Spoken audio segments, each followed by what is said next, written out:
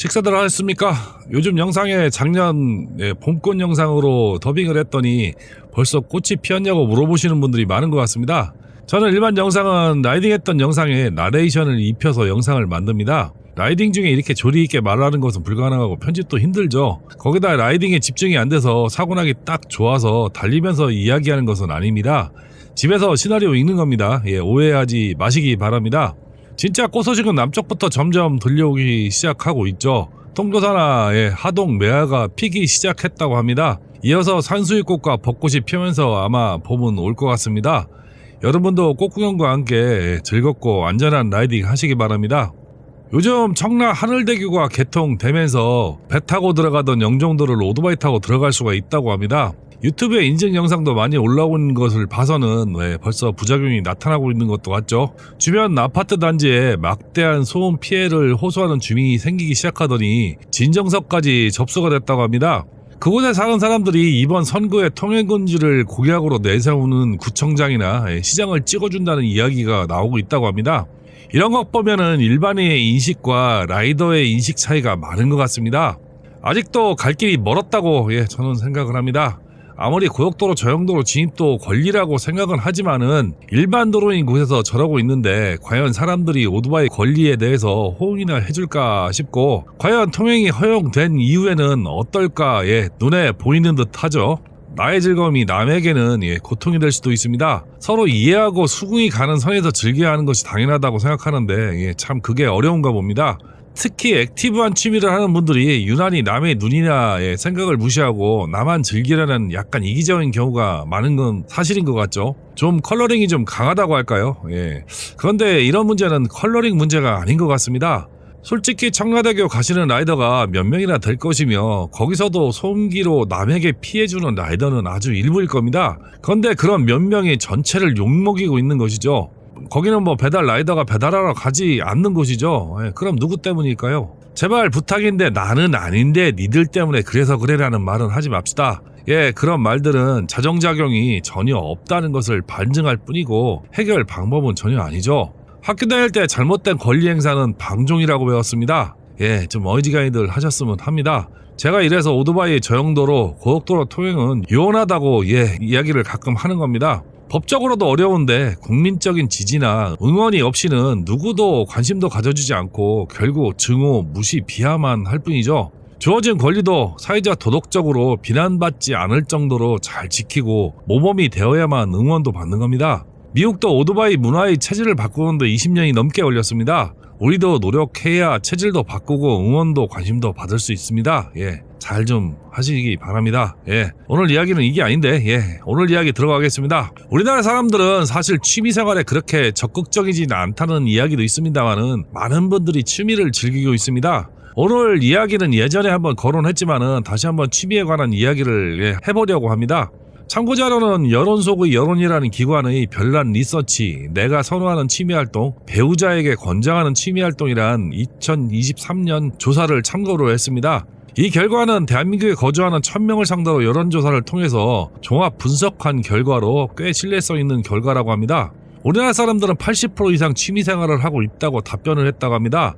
연령별로도 비슷한 결과를 보이고 있습니다만은 취미 방향성은 좀 다르다고 합니다. 젊은 층은 스트레스 해소와 재미의 즐거움을 위한 취미를 하고, 나이가 들면 들수록 정신적, 육체적 회복을 위한 건강관리 측면에서 취미를 한다고 답했다고 합니다. 자기개발이나 인간관계 확장, 새로운 도전 이런 것에는 그렇게 생각보다는 많지는 않았습니다. 그리고 취미를 하는데 영향을 받는 요소로는 비용이 73%로 가장 많고요. 그 다음이 69%로 시간이 영향이 많다고 대답을 했다고 합니다. 실제적으로 비용과 시간에 많이 민감하다는 이야기가 과학적으로 증명이 된 거죠. 취미생활은 찬성하는 분들이 한 50%, 가족의 동의 여부는 한 40%, 주변 인식이 한 30%로 얼마나 많은 사람들이 비용과 시간 때문에 고민하고 있는지 잘 나타내고 있는 것이죠. 가오 따지고 하는 사람은 30%밖에는 안 된다는 것이죠. 아마도 중복 답변이었으니까 가오만을 위해서 취미생활을 하는 분은 훨씬 비율이 낮을 거라고 충분히 예상해 볼 수 있을 겁니다. 그래서 제가 항상 가성비와 가족의 동의 여부를 자주 말씀드리는 이유가 여기에 있습니다. 시간이야 각자 내면 되는 것이지만은 비용과 동의 여부는 혼자 되는 것이 아니란 점이죠. 오늘 이야기 중심은 이 기사를 분석하는 것은 예전에 한번 했으니까 오늘 이야기 중심은 왜 은퇴 후에 오토바이를 타야 하는지에 관한 이야기를 좀 해보겠습니다. 내용은 아주 주관적이고 동의 못하실 분도 있겠지만은 제 주변 상황과 제 경험을 바탕으로 이야기를 만들어 나가겠습니다. 예, 이야기 들어가겠습니다.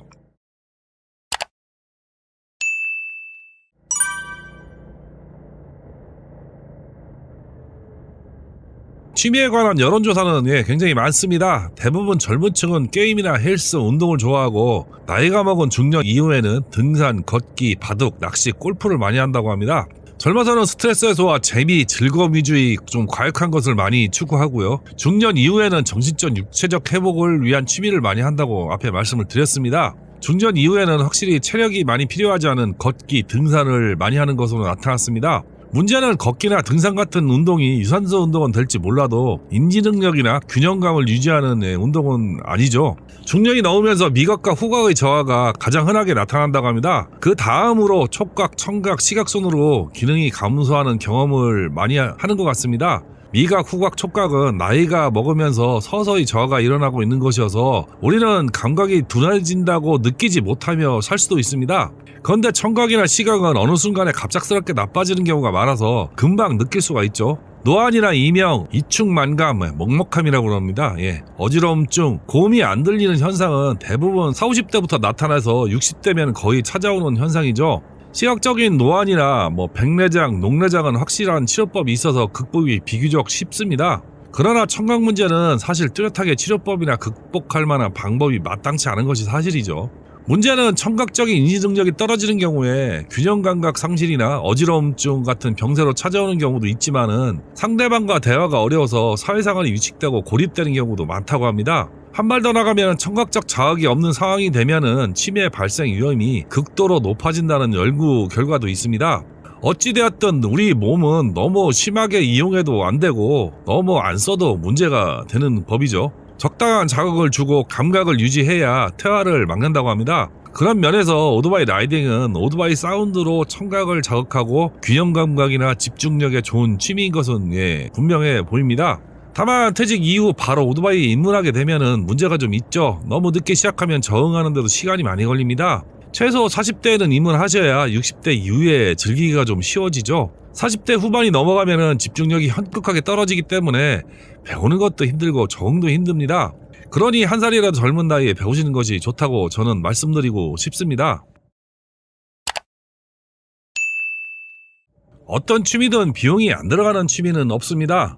예전에 달리기, 요즘으로 따지면은 러닝이 돈이 안 들어갈 것 같다고 직장 상사와 이야기하다 놀란 적이 있는데 상사 친구 와이프가 대학 때까지 마라톤을 하다가 그만두고 전업주부로 살다가 40대에 다시 마라톤 열풍이 부니까 다시 마라톤을 해서 전국대회에 많이 참여하는 분 이야기를 해주는데 40대 첫 대회 참가해서 서브 3를 달성해서 일반부에서 우승해서 황소를 부상으로 받아왔다고 합니다. 그 후에 마라톤에 완전 몰입해서 전문 교육을 받는데 이것도 돈이 엄청 들어간다고 해서 놀랐는데 런닝화가 저는 한 번 사면은 몇 년 쉬는 건 줄 알았는데 연습용은 일주일에 한 번, 대회용은 일회용이라고 합니다. 무척 다행인 것은 부상으로 받아오는 물품이나 상금이 신발값은 나온다고 해서 웃었던 기억이 있습니다. 이렇게 알게 모르게 비용이 많이 드는 취미가 많습니다. 제가 전에 보트 이야기 여러 번 해드렸었는데 은근히 비용 많이 드는 취미들 많죠. 막 낚시, 보팅, 오디오 이런 것들이 대표적인 고비용 취미가 아닐까 저는 생각을 합니다. 예전에 직장에서 퇴직한 선배와 골프를 치는데 평소 엄청 댄디하게 하고 다니던 분이 머리에 염색도 안 하고 하얀 머리로 나타났을 때 그 느낌 참 만감이 교차하던 순간이었는데 뭐랄까요, 하얀 새치와 퀭해진 눈이 사람이 좀 무너진 느낌이랄까 그랬습니다. 나는 저렇게 하고 다니지 말아야지 하고 다짐했는데 지금 제가 그렇게 하고 다니고 있습니다. 사람 다 비슷한 것 같죠? 골프 이야기를 더 한다면은 직장 다니면서 자기 돈으로 골프 치는 사람은 거의 없을 겁니다. 다 법카의 위력이죠. 그런데 퇴직하고 친구나 후배 법카로 골프 치러 나오라고 해서 나가면은 이것도 부담되는 것이 사실이죠. 아무리 퍼블릭에서 하루 라운딩 나가더라도 20-30만원 까먹고 들어오면은 좀 아깝다는 생각도 들고 현역 때처럼 한 달에 서너 번씩 어레인지 하기도 참 부담스럽고 그렇죠. 그렇다고 법카 있는 놈에게 맨날 얹혀서 맨입으로 가면 눈총 맞는 경우도 많습니다. 아무리 그린피 면제받고 하더라도 밥이라도 한번 사야지 그냥 버티면은 꾸찌 장난 없죠. 거기다 때마다 밥 한번 사는 것도 사실 부담되는 가격이 나올 때도 때도 있습니다. 덤으로 게임이라도 하게 되면은 더 부담되는 경우가 많죠. 그게 사실이고요. 노후 준비가 잘 된 분이라서 월 얼마 이상 통장에 빡빡 꽂히게 하지 않으면은 힘든 일이 많이 생기다 보니까 취미를 하지 못하거나 줄이는 경우가 많이 생깁니다. 그래서 그런지 퇴직하고도 골프를 계속 치는 경우는 연습장 정도 가는 것이지 라운딩을 자주 나가는 사람은 그렇게 많지는 않은 것이 사실이죠. 그렇다고 저렴한 비용 지출이 적은 취미는 거의 정적인 취미가 많습니다. 동적인 취미는 거의 비용이 안 들어갈 수가 없죠. 그 비용이 적고 많을 뿐이 있을 뿐이죠. 그렇다고 집에서 음악 듣는 것도 귀가 안 따라주니까 어쩔 수 없이 멀리하게 되는 것 같습니다. 40대 초반 중반이면은 귀청울림이라는 것 때문에 음악이 듣기 힘들어지는 시기가 짧게 있습니다. 이 시기를 잘못 넘기면 평생 이명과 특정 주파수를 듣지 못하는 상황이 생기기도 하고, 나이가 먹을수록 귀가 예전같이 시원하게 음악을 받아들이지 못하기 때문에 음악적 쾌감도 줄어들게 됩니다.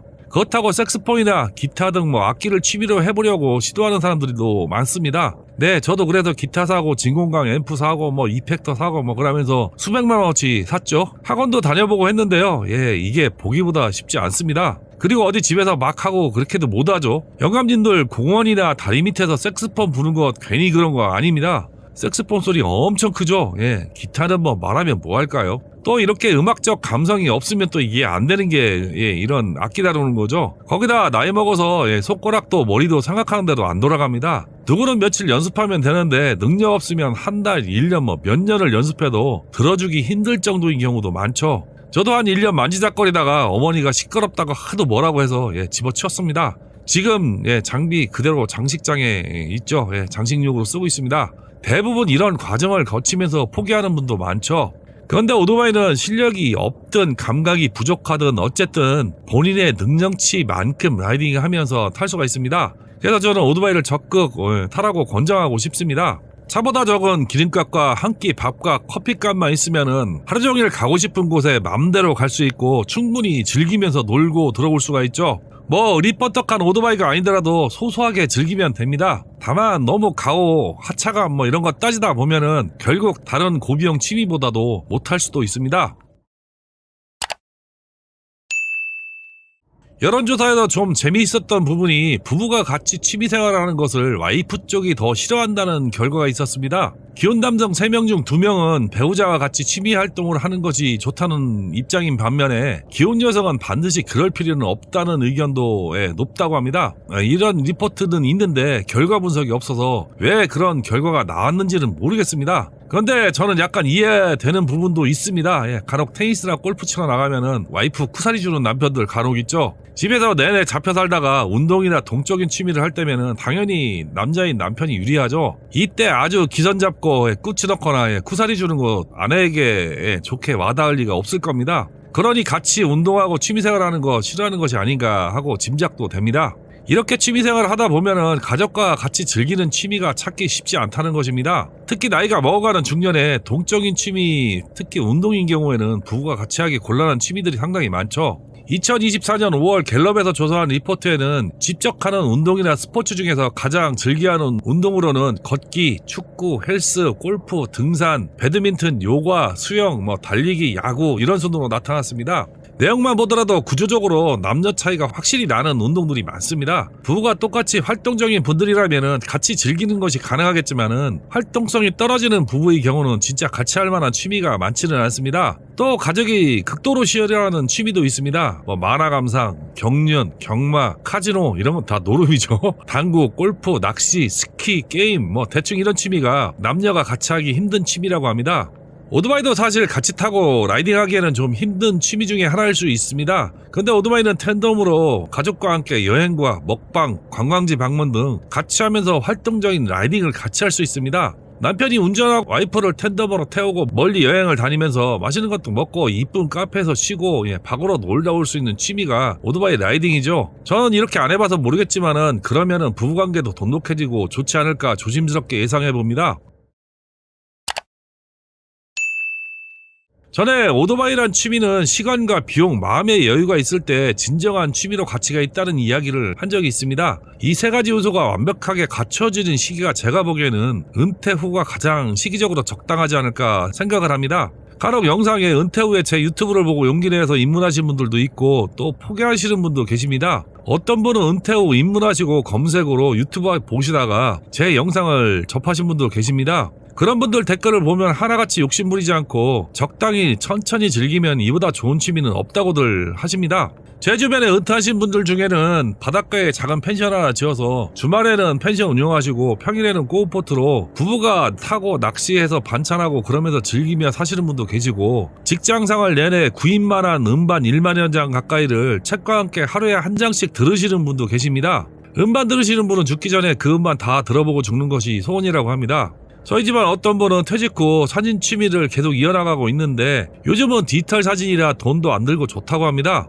사진 찍어서 라인이나 카카오 스토리에 올려서 좋아요 하트 받는 것도 소소한 취미생활이라고 하죠. 대부분 이렇게 정적인 취미를 하는 분들은 동적 활동이 있는 자전거나 등산, 테니스, 골프 등과 같이 하는 경우가 많습니다. 단순히 정적인 취미만 즐기는 사람들은 좀 빨리 늙는다고 그러죠. 이렇게 정적으로 시간을 보내는 분들은 동적인 취미를 같이 하는 분들과는 늙어가는 시간이 다르거나 병치레를 하는 경우가 많은 것 같습니다. 이런 동적인 취미로 오토바이는 아주 극강의 포지션에 있다고 저는 생각을 합니다. 낚시도 해봤고 자전거도 타봤는데 오토바이처럼 집중력을 오래 유지해야 하는 취미도 없고 아드레날린, 도파민, 엔돌핀이 막 솟아나는 취미는 아직 못 봤습니다. 자전거 정도가 그렇다고 하는데 솔직히 힘들어서 땅바닥 돌멩이밖에 안 보이죠. 로드 자전거 타고 나가도 하드테일 타고 나가도 땅바닥 뾰족한 돌멩이 밟아서 빵꾸 날까봐 맨날 바닥만 보고 달립니다. 언덕길 올라가도 땅바닥밖에는 안 보이죠. 머리 푹 박고 헐떡거리는 기억밖에는 안 나니까요. 자전거 타고 이화령 한번 올라가면 금방 알 수가 있습니다. 오토바이 타고 올라가면 그 아름다운 경치가 자전거 타고 가면 경치가 하나도 안 보입니다. 아니 못 보죠. 자전거 타고 경치 구경한다는 거 다 뻥이죠. 살도 안 빠집니다. 자전거 타는 자체가 힘드니까 온갖 산해진미 보양식은 다 먹고 다니니까 살도 더 찝니다. 자전거 타고 경치 구경하는 거 하루에 5시간 타면은 10분이나 눈에 들어올까요? 오토바이는 하루 종일 경치가 눈에 박히죠. 오토바이도 은근히 운동됩니다. 하루 종일 긴장감으로 집중하다 보면은 운동이 안 될 수가 없습니다. 오토바이를 한 400-500km 타고 오면은 자전거 평지에서 한 100km 탄 것과 비슷한 체력 소모가 되는 것 같습니다. 오토바이마다 다르긴 하지만은 익숙한 오토바이일수록 운동하는 느낌은 좀 떨어지지만은 저는 그렇게 생각하고 있습니다. 특히 잡생각이 많을 때는 음악 듣는 것보다 생각을 정리하고 머리를 비우기에는 오토바이만한 것이 없는 것 같습니다. 이것은 제가 진하게 경험해봐서 잘 알고 있죠. 아마도 오토바이가 아니었으면은 우울증으로 고생 좀 했을 텐데 오토바이를 타고 들어오면은 모든 생각이 정리되는 느낌이 들어서 어려운 순간을 버텨주는 기둥 같은 역할을 해준 것이 오토바이 라이딩입니다. 다만 너무 나이 들어서 오토바이를 접하면 적응하기 힘들 수가 있죠. 그러니 40대 정도에 입문하셔 조금씩 시간 날 때마다 즐기다가 은퇴 후에 본격적으로 즐기는 것이 가장 좋은 것 같습니다. 오토바이라는 것이 완벽하게 탈 수는 없어도 어느 정도 운전 센스나 운동 능력이 필요하기 때문에 빨리 배우는 것이 좋습니다. 10대나 20대 한 2, 3년 타보신 분들과 40대 중반 이후에 오토바이를 처음 접하신 분과는 오토바이에 적응하는 것이 아주 다를 겁니다. 또 오토바이를 너무 늦게 배워서 적응이 늦으면 늦을수록 오토바이 참맛을 즐기지 못할 경우도 있죠. 적응이 늦으면은 박진감이나 가속감 이런 것을 못 느끼는 라이딩을 할 수도 있습니다. 만약에 적응이 안 된 상태에서 박진감이나 가속감을 즐기는 것은 무모할 수도 있기 때문에 하루라도 빨리 일찍 배우는 것이 저는 좋다고 보고 있습니다. 결론은 하루라도 빨리 오토바이에 입문하자입니다. 오늘 이야기는 은퇴 후에 오토바이가 얼마나 좋은가에 대한 이야기를 좀 해봤습니다. 꽃 소식이 점점 들리는 것 같습니다. 올해는 예년보다도 일주일 이상 개화 시기가 빠르다고 합니다. 여러분도 부지런히 즐겁고 안전한 라이딩 하시기 바랍니다. 영상 시청해주셔서 감사합니다.